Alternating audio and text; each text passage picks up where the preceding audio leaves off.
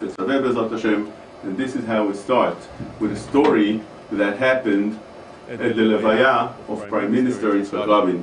And at that Levaya, as we all remember, all the leaders of the world, almost all the leaders of the world, came to the Levaya over there. And part of the crew of those leaders were also Prince Charles and also Tony Blair. Together with them was Rabbi Jonathan Sachs. He's the rabbi of England. He's called over there Lord Sachs. And he writes in his story, in his book, the following story. He says that at the end of the Levaya, Prince Charles asked him, "Do you want to ride back with my private jet?" And he told him, "Why not? They're going the same destination. He'll take the ride with the prince." On the plane, on that jet plane flight, he sat down and each one got to occupy with his own things. Prince Charles opened up his newspaper and he started reading the events, the current events that are going on right now, as he needs to know. Also, Rabbi Jonathan Sachs opened, but he opened a Chumash. He had Mikot Gdolot. And Tony Blair also was there on the ride, on the plane, and he got occupied with his own things. But as the plane was flying, way up in the sky, Rabbi Sachs notices that Tony Blair keeps on picking looks and watching what exactly the rabbi is doing. And he was very surprised. He saw something that he wouldn't understand. He saw that the rabbi had that kind of book that has a lot of boxes in them, and on the right box there's big letters, and on the left side there's middle letters, and on the bottom right side, and on the left side of the bottom, and so on and so forth. He was very surprised, as they don't have this kind of books. Even their Bible is just a simple commentary on the bottom, but boxes over boxes throughout the whole pages was very surprising to him. And after a while, he couldn't hold his curiosity, and he came to the rabbi and he asked him, "What is this?"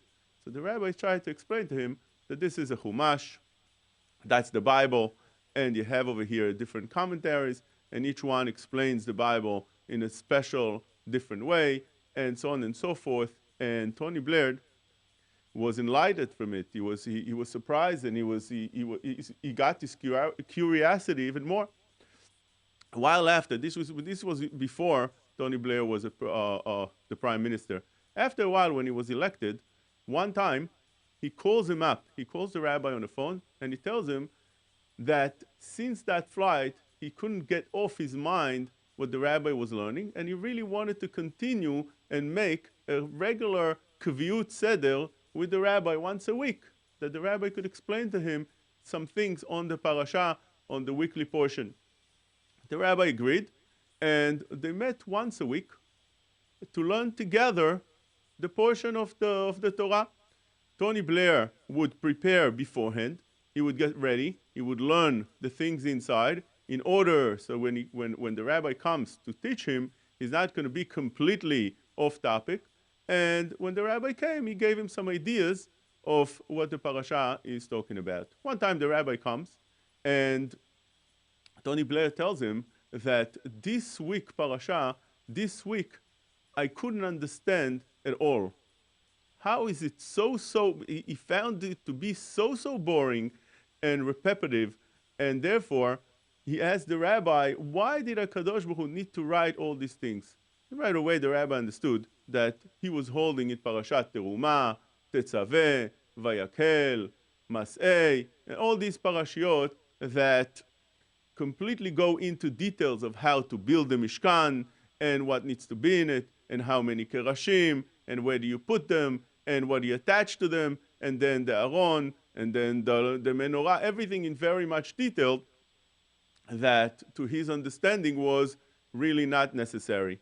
So Rabbi Sachs told him that you should know that your question is even stronger when you try to take a look at the creation of the world. In the creation of the world, how many psukim does HaKadosh Baruch Hu writes in the Torah in order to tell us that the world was created with the details of how the world was created. You take a look at the very beginning of the Torah. The whole first Briat HaOlam is 27 psukim. It stretches to another few psukim, 31, but in 27 already, the world is wrapped up, and it's prepared, and it's created. And the question makes it much stronger now. How is it that HaKadosh Baruch Hu, for creating the world, could have wrote everything so briefly in 27 psukim?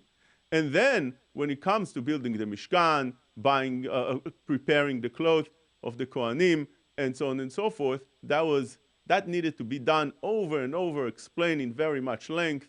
Why is that? And the answer he gave him is a fascinating answer. He told him, you should know. In HaKadosh Baruch Hu's eyes, in Hashem's eyes, creating the world is not a big deal. You can create the world, HaKadosh Baruch Hu could create the world in an instant, right away. He doesn't need to spend on that a lot of psukim because it's not important to him. What's important to him is what Am Yisrael does, is what the mankind does.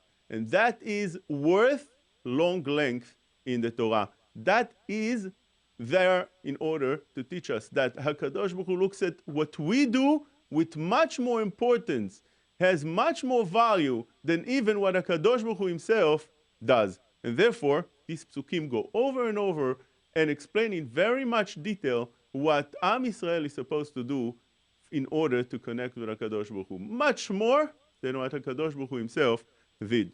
Therefore, when we take a look at these psukim, we need to be ma'ayen in them very well to understand each and every detail, why things were done like that, and why, and what are the difference between one thing and the other. When I looked at the parashiot of last week, Parashat Terumah, and this week, Parashat Tetzaveh, I came across something very interesting. Last week, Parasha starts off, דבר בני ישראל, ויקחו לי תרומה, מאת כל איש אשר ידבנו ליבו, תיקחו את תרומתי. Take תרומה, last week, Parasha says, from anybody that his heart desires.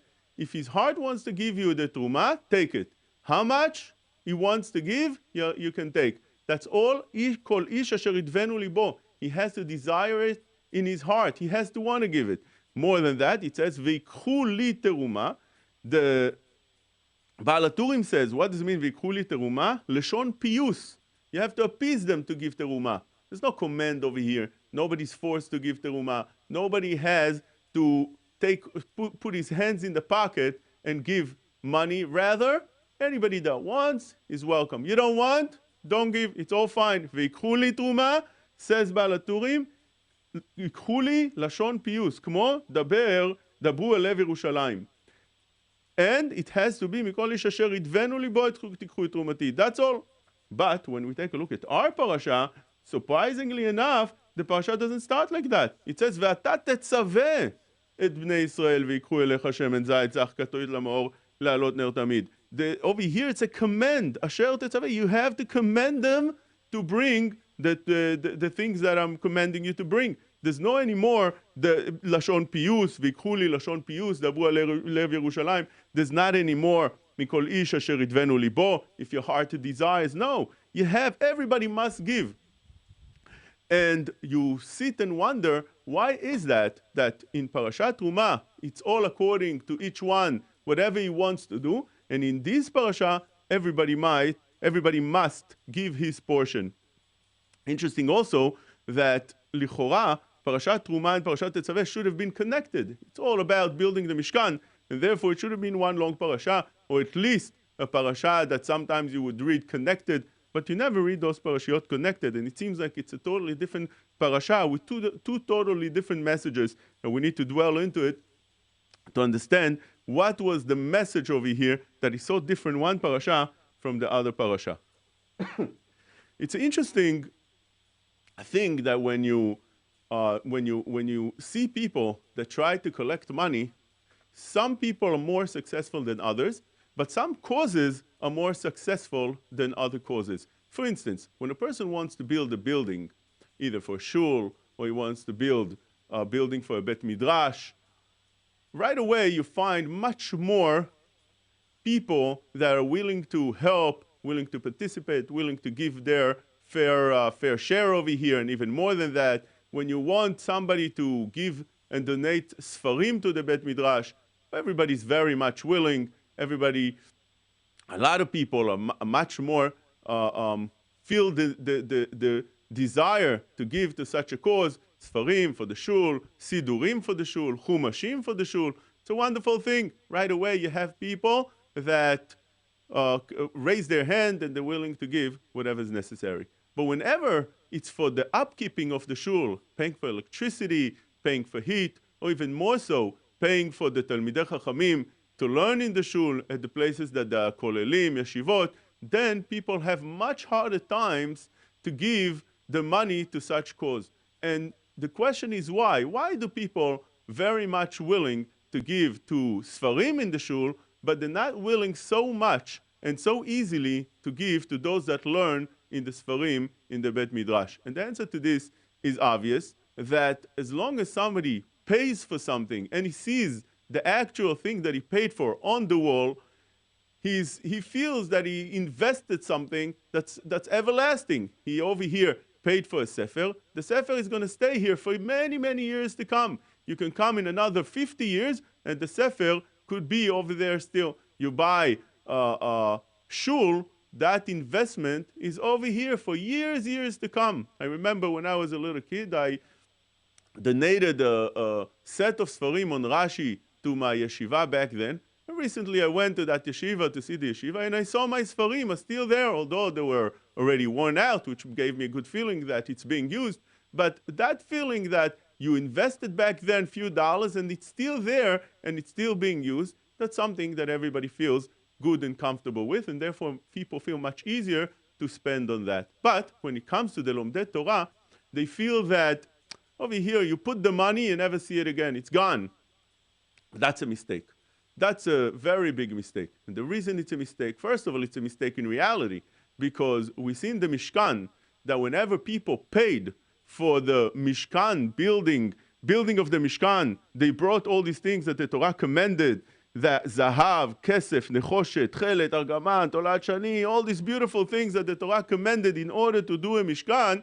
That was only to last for 39 years, or not more than that. Once they get to Eretz Yisrael, they're supposed to build already a Bet HaMikdash, not a Mishkan. So this was only for 39 years. So although it gave us that feeling, but it's like an optical illusion that it's there to stay. Unlike investing in the people, investing in the Kohanim, in our parasha, that's a total investment, because although you're not going to see the result, but you know that the result are forever and ever, for eternity. Why is that? Because first of all, they're going to have children that's going to continue the ways they started. They paved the way to their children. Not only that, many of those that we invest in, we give, we invest time, money, effort, many of those people would become Talmidei Chachamim. And therefore, those Talmidei Chachamim could even write Sefarim that's going to be used for years and years to come. We have books today from people, from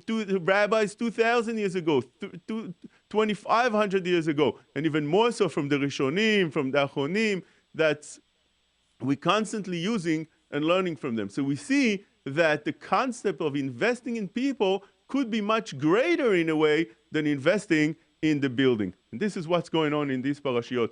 Parashat Truma is talking about investing in the building, investing in the material. Zot ha'teruma asher tikhu mi'itam zahav v'chesef v'nechoshet, building the Mishkan. Let's build the walls of the Mishkan. Let's build the Aron HaKodesh. Let's bring the Shulchan, the Menorah, the Mizbeach.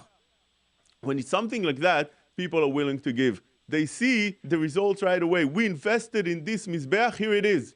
And therefore, over here, the Torah didn't feel a need to come and pressure the people. You don't need to give. Whoever wants can give. Everybody's welcome to give. You want to give? Give. Because for such a cause, it's much easier to find people that are going to be giving. But in our parasha, Parashat Tetzaveh, what are we investing now? We're investing in the upkeeping of the Mishkan.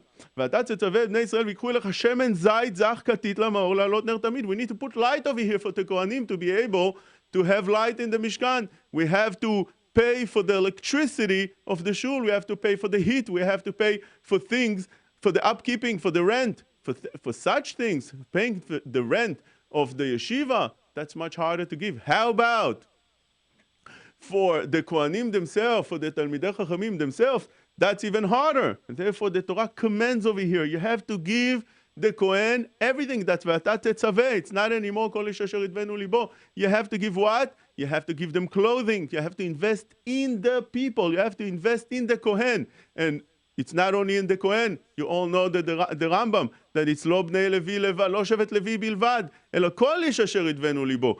Every person that decides to go and invest his time and put in the effort of learning Torah, the Torah over here says, V'ata tetzaveh, everybody's commanded. It's not anymore voluntary. Over here, V'ata tetzaveh bnei Israel, you have to command everybody. Everybody must participate in the upkeeping of the Mishkan and the Bet Midrash and the Shul, and also in the support to these Talmidei Chachamim, because those Talmidei Chachamim are not only that right now the world exists because of them, as the Gemara says, but also forever and ever, eternity, these Talmidei Chachamim leads the way and paves the way to the future. But how are you supposed to take care of these people? You know how you're supposed to take care of them? The Torah says over here, in the utmost way, not like some people do, that for themselves they take the best, and the Talmidei Chachamim, they throw whatever already second-hand, whatever was used, worn. No, it says in the Torah, "V'ilbashta otam et Aaron achicha v'et banav ito." You have to dress them up. What do you dress them up with? The best clothing, the shmona bgadim, the arba bgadim. They're going to look the best. Umashachta otam. Give them gedula, give them greatness. Mileta et yadam. V'kidashta otam. All these beautiful words that we have to do for those Kohanim. You know what the results would be? V'chianuli. When you give and you invest and you do and you praise and you highlight those people that learn Torah, those people that supposed to continue Klal Israel in the shape and look that they are today, those people would be able to continue v'chianu li only if you have all these things of ilbashta otam, mashachta otam, mileta et yadam, kidashta otam. We have to do and do. And therefore the result of that would be v'chianu li. But if we do everything second-hand, used, not so much, said these people are always last, you see that it's very common that in the shuls, you'll see that who gets the aliyot? Those that have the money, those the balebatim that have the money, they have a lot of money, so they get the aliyot. How about the Talmidei Chachamim? Once a year, if they're lucky, they get aliyah. Why? Nobody looks at them. They sit in the back, nobody looks at them, nobody cares about them. Over here, the Torah says just the opposite. This is the most important thing, and that's the Gemara, actually, a Gemara beferush, in Yerushalmi Shkalim, Daf Tetvav. The Gemara says over there, Amar Rabbi Chama bar Chanina le Rabbi Oshia. He told him, Rabbi Chama bar Chanina and Rabbi Oshia were walking, and they passed through some shuls. So he told him, Kama mamon shik'u avotai kan. Look how much money my parents invested in this place, how much money they threw in those shul in order to build them up. So Rabbi Oshia answered him, Kama nefashot shik'u avotecha kan. Lo aveit bnei nash. Didn't they have people dilon beoraita that would be osek, that would be learning Torah? You took all that money and built with them shuls? That's what you did? That money you should take in order to give to Lomdei Torah. Rabbi Avun, Avad Ilen, he did the same thing. He stood and he said that those ptachim shel Bet HaMidrash, the Mefareh says, those opening the gates of the Bet HaMidrash, all were given from me. Ad Rav Mani legabe, Amar lechamim ha'avat. Look what you did. You praising yourself? You shouldn't praise. Rather, the pasuk says on you, "Vayishkach Yisrael et oseu, vayiven echalot." Lo ave bnei nash dilon ba'oraita. You didn't have people that you could have gave money to in order for them to learn Torah. You invest in gates, beautiful gates, out of gold, out of silver. What is that needed for? There's no need for that. You invest in what? You invest in the people. That's what Gemara says. Kama tipshai ani bavlai. דקמו מקמי ספר תורה ולא קמו מקמי ספר תורה ולא קמו מקמי תלמידי חכמים that learn the ספר תורה, which means those people, how ignorant they are in Bavel, that they stand up in front of a Sefer Torah, but they don't stand up for the Talmidei Chachamim that learn and teach the Sefer Torah. This is who is more worthy of standing up. And if you stand up for Sefer Torah, most definitely you have to stand up for those that learn the Torah. And this is all learned from this parasha. The parasha says over here two inyanim. One is parashat Truma. Parashat Truma means you build the Mishkan. Build the Mishkan itself. Anybody that wants, give. That's fine. You want to give, that's fine. But building, giving to the upkeeping of the Mishkan, giving to the Talmidei Chachamim that learn in the Mishkan, the Kohanim that service in the Mishkan, that's already V'atat Tzaveh. Everybody have to participate. This is a service to Klal Yisrael. And the interesting point over here is that in the parasha, we see that the psukim mention what needs to be given to the Kohen Gadol. ועשו את האפוד, זהב, תכלת, וארגמן, תולעת שני, שש, and so on and so forth. The Torah over here in length says what you need to give to the Kohen Gadol. And the Torah says, אלה הבגדים אשר יעשו. These are the 8 בגדים. But over here, the Torah for some reason mentions only 6, not 8. אלה הבגדים אשר יעשו, חושן ואפוד, that's 2. מעיל וכתונס תשבץ, that's 4. מצנפת ואבנט, that's 6. ועשו בגדי קודש, לארון אחיך. You have only 6. חושן ואפוד, מעיל וכתונס תשבץ, מצנפת ואבנט, that's all. Only 6. What happened to the other 2? It's missing the מכנסיים, and it's missing the tzitz kodesh. Why is that? That's a question of Shmuel Birnbaum asked.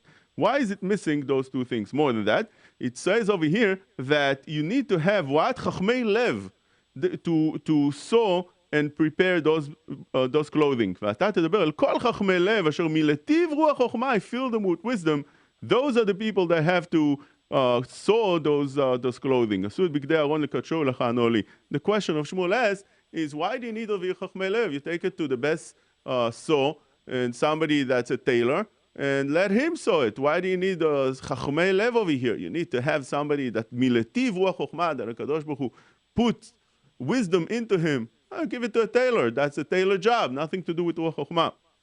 He answers what he answers, but we're saying over here that this is the reason. You know, when you invest in people and you want them to really succeed, you want them to really thrive, you can't give it to a regular tailor. You have to make him feel like $1 million.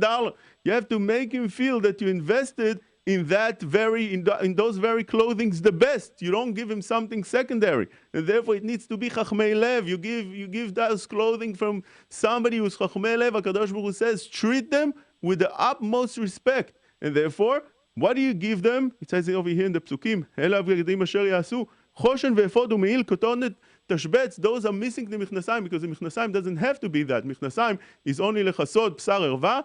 It's not an important cloth that you don't have to worry about. Tzitz kodesh, also very interesting. I heard from Rabbi Zetune, very interesting idea, that tzitz kodesh, what does it have to do with the fact that you put it on your head? Because when a person does a avera, right away, the Arizal says, it's being shown on his forehead. And therefore, tzitz kodesh would be there in order to be mechaper on azut, person that's az panim. Tzitz kodesh, the Gemara says, is mechaper on azut panim. What is azut panim? Tosfot says in Chagiga, that in Ta'anit, that azut panim is somebody that you see that made the avera, and therefore the avera is still showing in his face. In order to cover that up and to have a kapara, you put it exactly on your forehead. And therefore, since that's the purpose of that, that's nothing to do gadlut, that it's not written over here in that pasuk. But the rest of the thing is in order to praise them, to get them higher, to get them bigger. That's the reason you put all those things. Another interesting idea over here is that normally when you have a place like a shul or a bet midrash, you'll find that there's different levels of people. Some people are more respected and some people less. Who is more respected? Usually we tend to respect people that have more money, and those that have less money, they get less respect. Over here, the Torah doesn't want that to happen, and therefore the parashat Truma says that you have to take it me'et kol ish asher itvenu libo. First of all, v'ikhu li lishmi. Secondly, take from those people that itvenu libo. What does that mean? It means like this, that when do you feel that you have to respect the person that gives to the shul, that does for the shul. You feel that he feels that he needs to be respected because he's giving to others.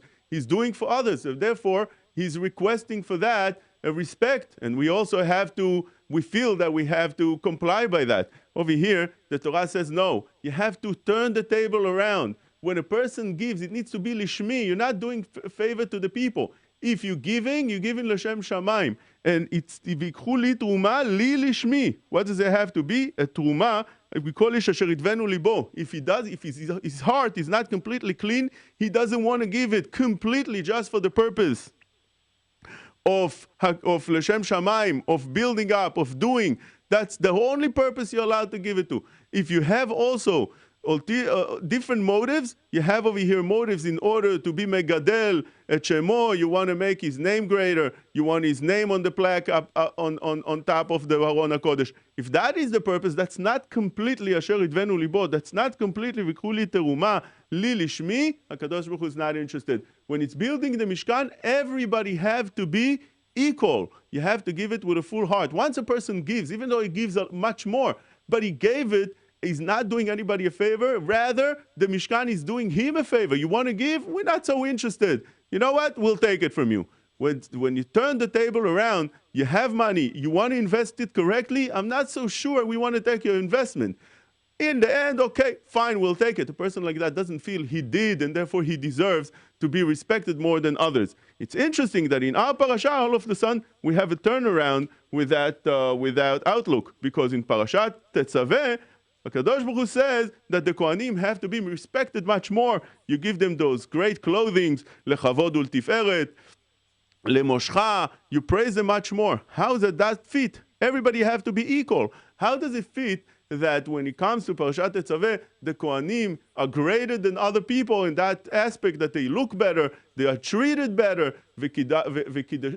v'kidashto, everybody have to respect the Kohen, give him the first aliyot, and give him the first to do Birkat Hamazon, and everything is v'kidashto. We have to treat him in a higher respect than others. We give him such clothing. How is it over here that the Torah gives him preference over others? Why is he better than other people? The answer is that he really not. The Torah says that a Kohen has to come to into the Mishkan or Bet HaMikdash. He's servicing the people. He's working for the people. The work that we needed to do, he's doing for us. He's taking the animal, he slaughters it, he throws the blood. He deals all day in Bet HaMikdash in those kind of things. And therefore, for that aspect, we have to respect him. He doesn't even get the land. The Torah says that the Kohen doesn't even get the land. Rather, we give him a piece of everything, that we give him our share of everything. We give him, it's like a tzedakah. And therefore, since the Torah didn't want that he should feel like a neb, like somebody who's second class, the Torah praised him much more in order to balance the thing. In one hand, we're giving him because he's working in the Bet HaMikdash. He's like a servant in the Bet HaMikdash working for us, and we're giving him the portion of our animal and the portion of our fruits, and we doesn't even have a piece of land. So therefore, the Torah praised him much more, v'kidashto, to balance things out, make him much higher. The purpose is that everybody should be equal, and therefore when we look at him, somebody higher than other people, we're not going to degrade him for doing all these avodot in the Bet HaMikdash. Thank you for listening for Divrei Torah on Erev Shabbat Kodesh, Parashat Tetzaveh. Right after the following song, we'll take your questions. The phone number at the studio is 718-683-5858, 718-683-5858.